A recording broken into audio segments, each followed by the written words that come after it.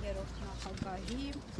առհասարակ երկար ժամանակ մասնակցում եք այս դատական նիստերին, դատական պրոցեսին։ Դուք ինչ ակնկալիքներ ունեք։ Դատական նիստերի չենք մասնակցում, մենք մասնակցում ենք քաղաքական հետապնդումների, ականատես ենք լինում այս քաղաքական հետապնդումներին, որպես վկա ենք հանդես գալիս տեղ, թույլ տվեք ասեմ, որ անկարողության եւ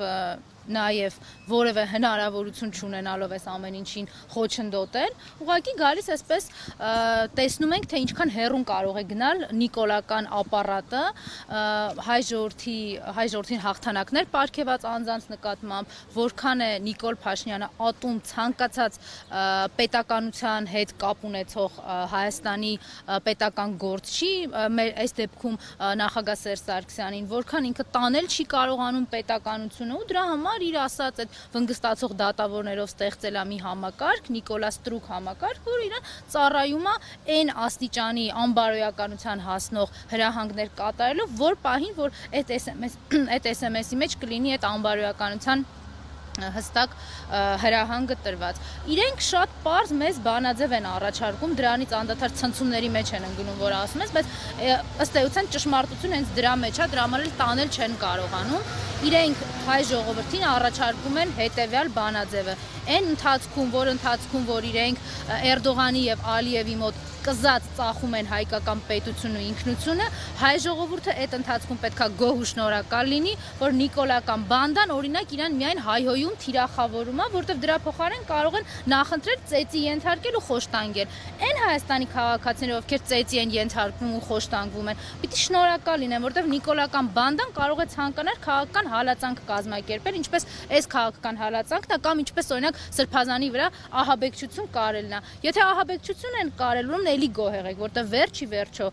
նիկոլական բանդան կարող է հրաման ունենալ ձեզ սպանելու։ Այս են բանաձևն է, որով իրենք մեզ ասում են համակերպվեք, սա է ձեր գոյությունը, մենք մեր աթոռներից չենք գնալու։ Տիկին Մկրտչյան, եւ այս ձեր խոսքերը ասացիք ազգային ժողովի ամբիոնից, ձեր միկրոֆոնը անջատեցին եւ տեղի ունեցան այսպես թեժ մարտեր, ձեզ հակադարձում էր ոնց ձայնից հասկացանք Հրաչյա Հակոբյանը,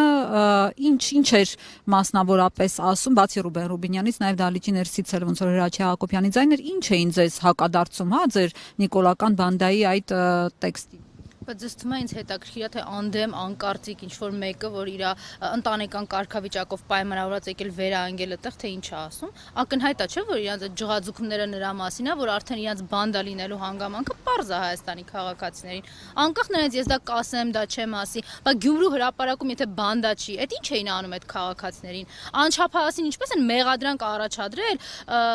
զանգվածային անկարգությունների համար։ Նիկոլը ասում էր իմ հոգին փառավորվում է, երբ որ դուք ոստիկան եք սատկացնում, երբ որ չգիտեմ մահակներ վերցրեք, փայտեր վերցրեք, ձեր ամեն խլած բանի ոստիկանից խլած այդ իրավապահ համակարգի գործիքի համար իմ սիրտը փառավորվում է, այդ ամեն ինչ իրենք համարում են, որ զանգվածային անկարգություն չի եւ իրանց դհոլչի դատախազը գնաց մինչեւ վճռաբեկ ապացուցելու, որ դա զանգվածային անկարգություն չի։ Իսկ այն անչափահասը, որ հայտնվել է Գյումրու հրապարակում, այնքը 2 օր առաջ զանգվածային անկարգությունից չի տակրում իրանք ինչ են ասում, ինչ վերաբերվում է այդ մյուս ձեր նշածին այդ ազգային ժողովի նախագահությունում վերընկածին, բա Թուրքիայում ինչ պիտի սովորել։ Այսինքն մարդ էս լեն ու բոլ աշխարհում կրթական հնարավորությունների մեջ թե մեր երկրում, թե մեր երկրից դուրս գնացել ընտրել է Թուրքիան։ Դուք մտածում եք ընդ ինչ է սովորել։ Եկեք ենթադրենք ինչ է սովորել օրինակ։ Հակահայկականություն է սովորել, այո, կարող եմ ավելի հեռուն գնալ ենթադրել, որ ոչ թե սովորել է, ինչ որ դասընթացների է գնացել այս պետության հերը անիծելու համար։ Կարծում եմ, այո։ Տիկին Մկրտչյան, Սերժ Սարգսյանը խոշորացույցի տակ չառավ բոլոր նրանց, ովքեր Թուրքիայում իր իշխանության ժամանակ գնում էին սովորել։ Այսինքն ինչ պիտի աներ, իր կրթության իրավունքին խոչընդոտեր Սերժ Սարգսյանը, Ռուբեն Ռուբինյանն ասեր, գիտես ինչ, Թուրքիայում հայը սովորելու ոչինչ չունի, որտեղ այնտեղ հակա Ուրեմն ինչ վերաբերում է, եթե 2018 թվականին դուք նկատի ունեք այդ ընթացքի մասին ես շատ եմ խոսել, այն ճշմարտությունը, որ ասվում էր, լսելի չէր մեր հասարակությանը, իսկ այն հիմքերը մենք քաղաքական հետապնդումների որևէ մեկին չենք ենթարկել եւ Սերժ Սարգսյանը Ռուբեն Ռուբինյանին քաղաքական հետապնդումների չէր ենթարկել, օրինակ խոսքի համար բանտարկեր, փռեր ասֆալտին, ինչպես իրենք են անում հիմա տասնյակ քաղաքական բանտարկյալների հետ։ Հետևաբար այդ օրինակը մեր վրա կիրառելի չի եւ Սերժ Սարգսյանի ժողովրդավարական սկզբունքներով երկրի կառավարումը հնարավորություն տվել յուրաքանչյուրին արտահայտելու իր միտքը եւ պլանավորելու իր վարքագիծը, թե իրենց խղճին մնա, թե իրենք օգտագործելով այս կամ այն ՀԿ-ն, քողարկված գործունեությունը արդեն ինչքանով են մեր երկրին ու մեր պետությանը վնասել։ Կիրակի օրը նախատեսվում է պատարագ Հովնանավանքում, որտեղ կարգալույս եղած քահանան պետք է այդ պատարագը մատուցի։ Նիկոլ Փաշինյանն էլ մասնակցելու է դրա վերաբերյալ հայտարարեց նա Facebook-յան իր էջում։ Տիկին Մկրտչյան, այս վտանգավոր իրավիճակը ինչ զարգացումներ կարող է ունենալ։ Սա այն նույն տրամաբանությունն է, ինչպես օրինակ 2018-ին ասում էին, որ ամենամեծ խնդիրը մեր երկրում, մեր բանակում այն է, որ ելակ չեն ուտում, հետո պարզվեց, որ այդ ելակ չուտելը ընդհանրապես ոչ մի կապ չունի, դա քողարկված այն իրականությունն էր, որի հետևում պիտի թաքնված լիներ 5000 հայորդու կյանքը։ Հայ առաքելական եկեղեցին հիմա ունի բարեփոխումների կարիք, չէ, խնդիրը ընդհանրապես այդ չի, հայ առաքելական եկեղեցին չունենալու մասին է խոսքը։ Նիկոլ Փաշինյանը մի հատ սեկտանտի նման պատրաստ է ամեն ինչին տուրք տա եւ ամեն ինչ կազմակերպի նաեւ միայն նրա համար, որ հայկական ինքնության հենասյուները ուղղակի փլուզի։ Եթե մի 4-5 տարի առաջ ես իմ խոսքերը ասելու համար պիտի ինչ-որ անուղղակի օրինակներ բերեի, հիմա շատ ուղղակի են այդ օրինակները։ Հայոց ցեղասպանության ուրացում, Մեսրոպ Մաշտոցին պետք է QR-ով բացենք նայենք, ընդ որում դրան զուգահեռ նաեւ դպրոցում չի կարելի լինելու, այո, էլեկտրոնային գադջետներ, որոնք հնարավորություն են տալու այդ QR-ը բացել։ Այսինքն Մեսրոպ Մաշտոցն էլ չկա Հայոց Արարատը, այո, շնորհակալ եմ։ Պետք է արդեն բանով, այն ծառերը, որ տնգում էր Կիրանցուն, որ Ադրբեջանցուն չտեսնեին, հիմա կտնգեն, որ Արարատը չտենանք, չգիտեմ այդ ինչ բարձրության ծառ պետք է լինի, բայց երևի թուրքերը այդ հարցն կկարգավորի։ Հայաստանի պատմություն, այսինքն հայոց ինքնության գոյության ընդհանրապես խեղում եւ խեղաթյուրում, մի լսեք, մի իմացեք, մի կարդացեք, եւ ինչ ամնում հայ առաքելական եկեղեցին։ Էջմիածնում, այսինքն դիվանատուն գնալ, ԱԱԾ-ի այդ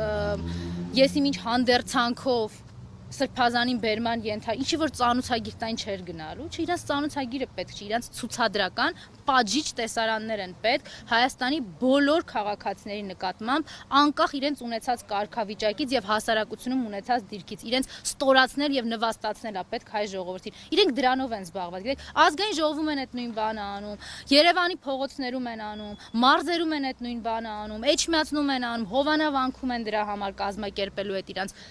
ծաղրանքը ցավոք սրտի, բայց եկեղեցի ներսում են կարողանալու դա ստանալ վստահ եմ։ Ճանապարհներ եք տեսնում։ Նիկոլին վռնդելու, միայն Նիկոլին վռնդելու։ Նույնիսկ ես թույլ տվեք ավելի անկեղծանամ ու ասեմ, իմ ստեղ գտնվելը, այս